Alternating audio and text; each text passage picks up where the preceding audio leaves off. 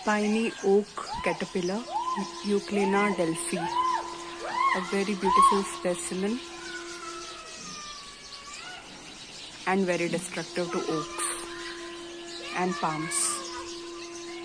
It's the beauty of science that every creature is distinctively different, and though we can say they are dangerous to some of the species, but they are always useful for the greater good of the environment that we live in. Ecologically, and just see the beautiful spines it has.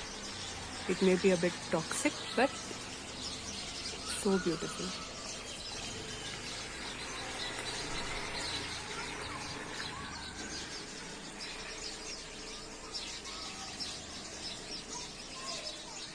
What a beauty. I guess science lovers just love such species and everything natural present in this world.